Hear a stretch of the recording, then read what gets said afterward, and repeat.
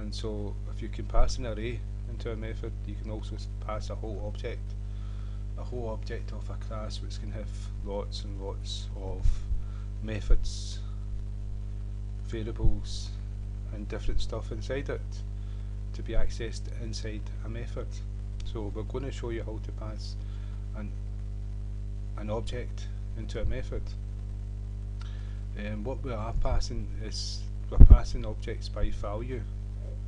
We're not passing by reference, and we'll explain that later.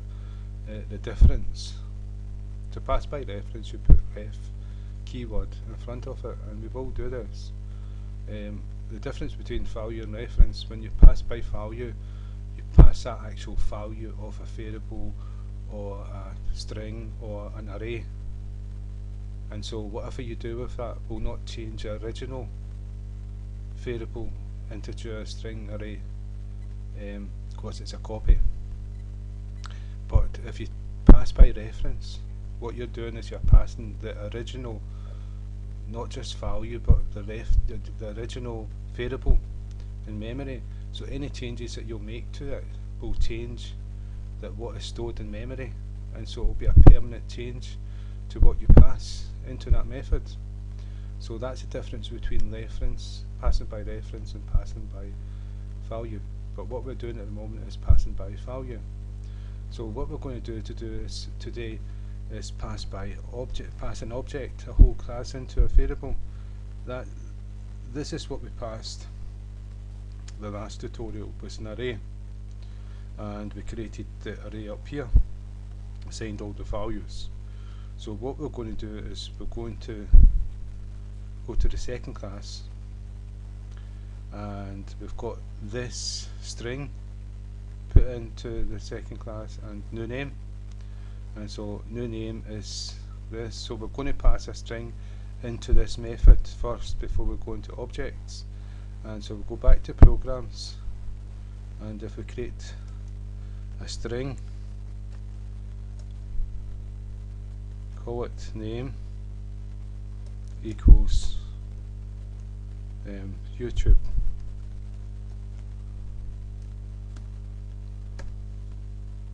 Right, and so if we take this one away, we're not using this now, but we showed the third class for passing arrays.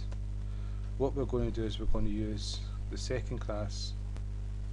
We're going to use the second class for demonstrating passing objects and strings. So the name we've given to this object created is second, so we'll access it with second. So we'll go second dot, and we want this method, second class method, brackets, so we can pass something in, and in here we're going to pass a string, and the string we created was called name, and that's up here, and it's YouTube.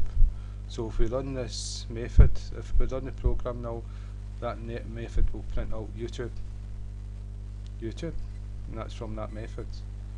And that was, so what happened here is we created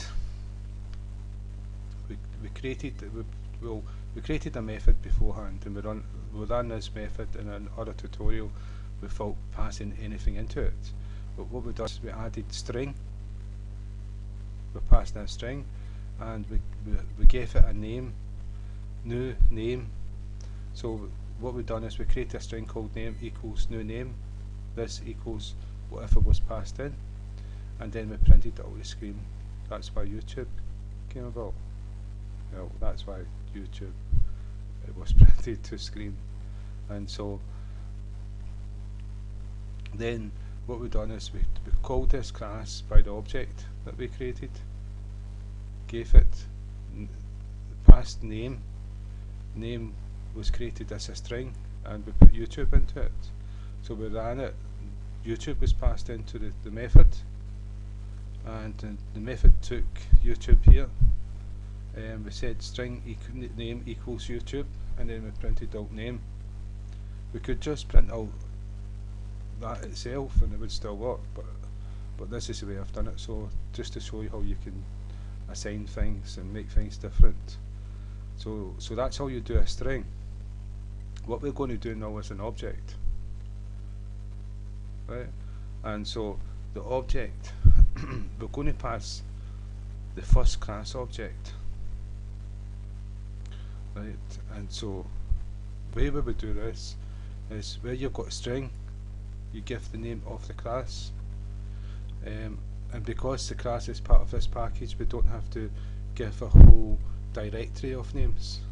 It knows where it is, but if it wasn't, then we would have to tell the compiler C# where to find this class, but we don't have to do that, so it's just a name. So we'll go first class. You can see it's changed colour. That's it, you know it's okay. It's an object. So first class, and it's recognised that, and we can call it whatever we want. Again, this is just so we can access it. So we'll go first class FC. That's good enough. So that's what we've this is what we've done to take away the string. That's what we've done to access FC. So if we go FC dot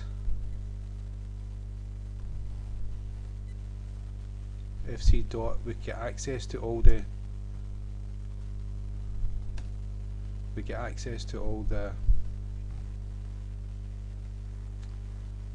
files and methods and all the rest of it. So if we go to the first class method, I don't know if it needs something passed to it, an integer. So if we do 22, and if we run a program, well, we'll need to take this away here because we've took away name. Okay.